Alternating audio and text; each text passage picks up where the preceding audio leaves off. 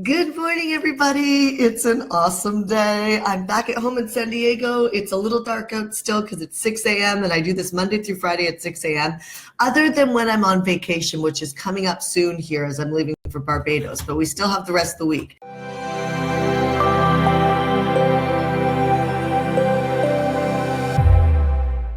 So let's rock it today. I want to talk about how to unhook from overwhelm and build your business to epic levels. So for instance, I was just, well, first of all, as you guys are joining on, hi, Jamie Bogan, Suzanne, hi. Okay, so we're going to talk about overwhelm today. Entrepreneurs get overwhelmed all the time. How do you unhook from it? Because in order to grow an epic company and an off the charts, purpose in the world, you want to be able to unhook from overwhelm, because stress, when you are stressed out, you will end up, when you write emails, you will attract the non-buyers. If you do videos, you're going to attract the people who just want to look and hear. They call them tire kickers. They look and hear and they want to follow, but they don't want to do anything about it. And I always say, when you speak on a stage, there's always people who when you get off the stage, come up to you and say, oh my God, I love you. You were so amazing. But did anybody buy?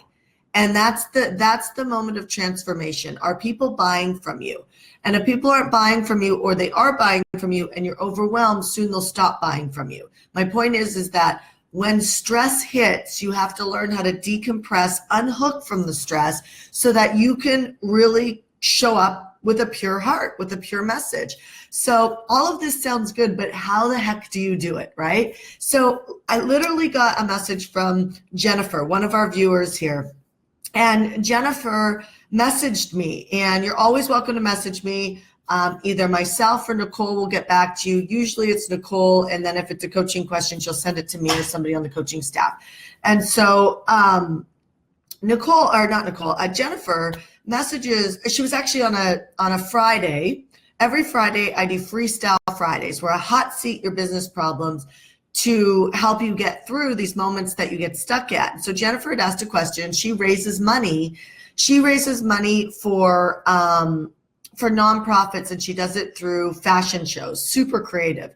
And I gave her two ideas, and it doesn't matter what the two ideas are, but I gave her two ideas, and she private messaged me, and she was super thankful, and she's super amazing sweetheart of a person. I know she's going to knock it out of the park. But then she did the daunting next question that entrepreneurs always do. We have this rush to succeed. We feel like if we stuff more stuff down our throats, we do more work on ourselves, and from some angles that's correct. But when you keep going and keep going and keep going, and you keep adding more strategies to your plate, you're going to find that your cash flow will get hurt and your growth will slow down. So example, I have a client who did a 3-day event too soon. She did it just too soon in the formula of growing her business. And so it financially taxed her and threw her totally back in her strategy. So Jennifer asked me, after I gave her the two strategies, what else can I do? And the minute I hear that, I'm thinking, okay, so she's a driven entrepreneur. And as a driven entrepreneur, she's going to try and grow too fast. And I'm going to share with you, even when you have tons of money, tons of team, it will cost you money to grow too fast. I just tried to do it. And it was just, I can't believe I tried to do it, but somehow we think we can handle it. And what it did was it dropped my profit margins way down inside my company. I mean, we went from a 35% profit margin to a 7% profit margin. And that's a product of trying to grow too fast. So you can either learn this lesson now, or you'll probably learn it again when your business is huge, and it's going to cost you a lot of money then. So right now, when you're smaller, you don't notice that packing, okay, I'm learning how to do, let's say, an email list build. Well, let me figure out how to do a 5-day challenge, how to podcast, how to do 1-day events, how to do 3-day events. Let me figure out how to become an Instagram, and you shift throughout the year, and you throw these things on your plate that look like they're going to possibly grow you faster, and you want to be ambitious and you're all in. But the thing is that you find that things suffer. You don't end up doing as well at the things that you're working on. So it's like the more you pack on your plate, the more stressed and overwhelmed you get. The more stressed and overwhelmed you get, the more you attract non-buyers, right? So what you need to do is you want to shift, and you actually want to go deep. There was a book written, The One Thing. I recommend everybody read it. And the reason why is because you got to unhook from this employee mentality. And the employee mentality is, if I drive harder and work harder, I'm going to make more money and grow as an entrepreneur much faster. And it doesn't work that way. You want to go deep on a strategy. So I happen to really, really push our entrepreneurs to grow buyers lists first. And the reason for that is because if you have no buyers, you literally have no business. And so even if you podcast, or you want to build your social media, or you want to get a book done and get it out into the world, none of those things are as good without a big audience. They're just not as good without an audience. Even if you just have a list of 5,000 or 7,000 people, which you can do in one list build if you get intimate with the list build.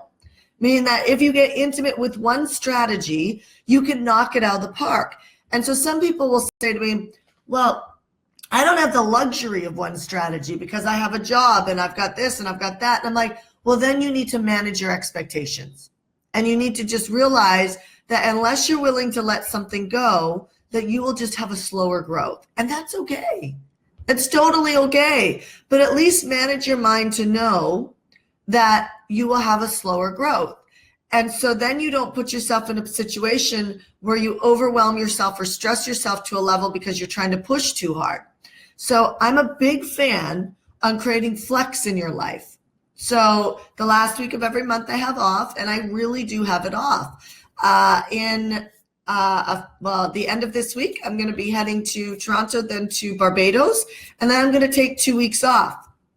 And I recommend that when you take this time off, that you really, truly take it off.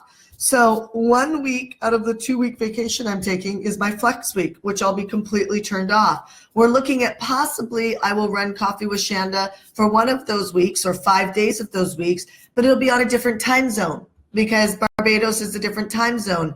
And I don't want 6 a.m. to be in the middle of my morning when I want to be out on the catamaran or swimming with turtles. And so adjust your calendar and your life for you, because you're the constant. Now, let me take this into selling. People will often say to me, when should I do my webinars? When should I do my live streams? When should I send emails?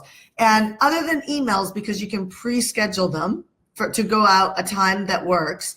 When I'm doing webinars and videos, I pick the time that works around my life, not that, like, I'm sure if I did Coffee with Shanda at 12 noon or 5:30 at night, we would have like 300-400 people live. Now we have anywhere between 80 and 140 people live, sometimes 200, depending on, the topic and the day. And so, but if I did it at 5:30 p.m., because it's a higher traffic time online, I would have many more people on. However, it would affect me being a mom. It would affect me being with my son, then it would affect my guilt level. It would affect the whole, what happens is if you ever had this conversation, I don't know if it's worth it. Maybe I shouldn't build a business anymore because I'm giving up too much or sacrificing too much to succeed, and it's not worth it. And the important things in life are my children and my husband and my wife and my fitness and all of that. And I'm saying it's not an either or. It's actually stop running your life and doing things to get and positioning to get, like, I'm going to do this at this time and it totally doesn't work for me ever, and I'm going to keep doing it because I want to get clients, I want to get money, then you're serving the holy dollar versus serving your soul. And so don't build a soulless business. Build a business that serves you and serves the world. And part of that means you got to put the oxygen mask over you and do things that work. So sometimes it works for me to get ready and look beautiful on Coffee with Shanda. And sometimes I get in on planes, or I'm playing with my son or hanging out with my husband till late. And at 5 o'clock in the morning, I don't want to do my hair. I want to be in comfy clothes, but I'm going to show up and still deliver the content. So my point is unhook from perfectionism, unhook from this need to get, and shift into coming from a power place, from your power place, from a place that works for you, and deliver great content and great material to help people. And don't worry about doing it perfect or getting it on a timeline that's going to get for you. Is this resonating? Are you hearing me? Or am I kind of just missing the boat? I want to make sure that this is landing with you. If this is landing with you, just go ahead and write a comment in the comment section and say, yes, this is landing with me, so that I know. And if you know anybody who you think should be on this Coffee with Shanda, please share this Coffee with Shanda, because people, entrepreneurs who have big visions and dreams in this world, are getting told that they need to work harder, they need to do more things, and they have to become a master of all these different things. And I'm going to tell you, I am not a master at Facebook. I am not a master at Instagram. I'm not a master at writing emails. I'm not a master at perfect presentations. I'm not a master at any of that. But yet I have a multi 7-figure company, and I've caught up with the people who have been in the industry for 12, 15 years that have much bigger tribes than me. I've caught up with them. And I am less stressed, I am more relaxed, and I really believe that I'm enjoying my life more because I look at their calendars. Many of them are my friends, and they are working like back to back to back to back to back, but yet they're out there talking about financial freedom. They do have financial freedom, but they don't have the time freedom. And that's because they're driving themselves into the ground. I love Arianna Huffington's stand for the world right now. The fact that she's out there telling people that the way she was running her life had her pass out, break her, smash her cheek on the side of her desk and wake up in a pool of blood. That's called exhaustion. And I'm not saying that you never get exhausted growing a business, because whenever you're facing something that is new, it's going to be mentally exhausting. When you're mentally exhausted, you will become physically exhausted. Therefore, what are you putting in your body? Are you eating greens? Are you eating healthy? Or are you grabbing for chips, for carbs that have no nutrients in them? Do you know your blood work? Do you know what you should be eating? Like, I am an AB blood type. My husband is a completely different blood type. We need different types of food. And so we don't eat the same types of food to stay fueled. Are you looking at these things to optimize yourself so that you can decompress your stress levels? So I found out recently, because I'm always looking at my health, one of the ways to decompress stress-wise on your adrenals is to, when you get up in the morning, is to eat. Well, I didn't know that. I would wait an hour to eat, or an hour and a half to eat, when I didn't realize your blood sugar is low in the mornings, which means your organs are not getting all of the nutrients that they need. They're stressed. And so those stress starts pulling away from your adrenals, and your body's working overtime to just manage your blood sugar level. Now put a stressful business strategy on top of that, where you don't know how to do a strategy that you're doing right now inside your business or your life. And so you're working overtime to think about that, which takes up energy, which depletes energy in your body. And if you're not looking at the fact that you're balancing out your blood sugar levels, then what's happening is your whole system is crashing. And so be wildly committed to you. Be wildly committed to you. If you're wildly committed to you, you'll not only be able to stand for people. Like when someone says to me, I can't invest in your programs because I'm going through bankruptcy, I'm like, bankruptcy is amazing. It means you just got rid of all your overhead. You have a huge opportunity to build your business, meaning that I can stand in the fire with anyone, because behind closed doors, I'm living the work. I'm living the work. I'm not perfect. I get triggered. Sometimes I'm an asshole. And then I course correct, take responsibility, and go clean up the things I need to clean up to get myself back on track. But what I will tell you is I'm doing my best. And if you do your best and analyze that, are you doing your best? Are you taking care of your fitness? Are you taking care of your stress level? Your stress level is the number one thing that you need to attack. And you need to get it down. Otherwise, the body will decompress, or the body will implode, not decompress.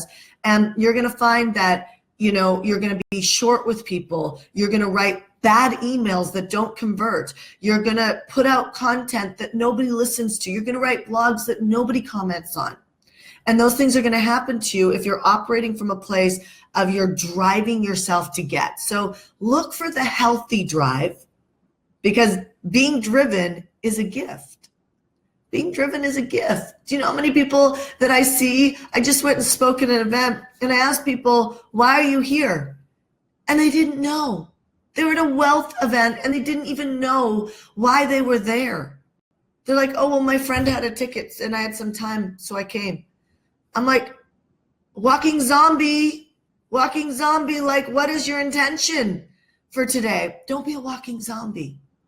What's your intention today? Don't just get behind the computer or get behind your desk and start working endlessly on a project that you don't even know what the intention is for today. What's the intention today? Set your intention today. Know why you're working. And then I suggest you write out your to-do list in its entirety. And write out all the things on your to-do list, which is really all the things in this mind, this crazy mind. And get them all out of your head onto a to-do list. And those are all the things that are stealing your energy. And throughout the day, you're saying, I really need to do this. I really need to take my car to get an oil change. I really need to, sell 5 people into a program. I really need to, get that to-do list out of your head. And then I want you to take that to-do list and say, what are the 5 most important things on this to-do list that I absolutely have to do? And then break it down to 5. And then say, this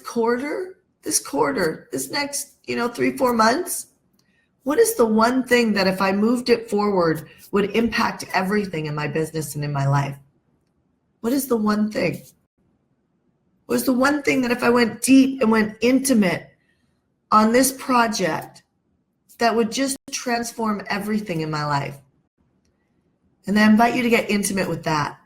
And make that your goal for the quarter. If you finish it in excellence, meaning that it's everything you want it to be. If you finish it in excellence, then by all means pick up one of the other 5. But until you finish that, don't touch any of the other 5. And I know any of the other 4. I know that they're screaming at you and you think that you need to go after them and that they're all important.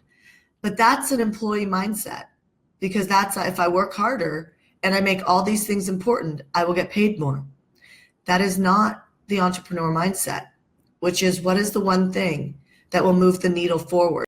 And here's what's amazing that happens. When you start working on that one thing, you will come up with more ideas about how to do that one thing better. And then all the things imagine all the ideas on your to-do list.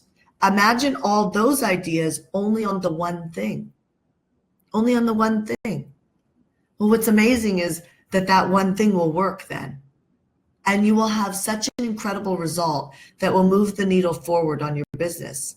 So for our clients, we're going to say your buyer's list. If you move the needle and you have a 5,000, 7,000, 10,000 person email list build, then guess what? Selling becomes easy. Because even if you're bad, you have people who will say yes and grow with you. But if you've got nobody to talk to, then you could keep slinging spaghetti up against the wall and wishing for the heavens to open and dump money on you and dump clients on you and freedom on you. And it just doesn't work like that. So the more you're willing to become unbusy and unhurried and get really intimate on one thing, you're going to find that the heavens do open up and you're a lot more stressless. You're a lot more present and you're feeling a lot more confident because you're doing really, really, really well at everything that you put your mind to because you only got one thing. So go look for the book, The One Thing. And God bless you today. Have an amazing rest of your day. I will see you on 6 a.m. Coffee with Shanda tomorrow morning. Please take a moment and share this Coffee with Shanda with someone that you think needs to hear this, especially someone who is powerful, that has a big game in the world, that you want to see decompress from stress and overwhelm so that they can go out there and knock it out of the park. All right, you guys, I'll see you soon. Bye.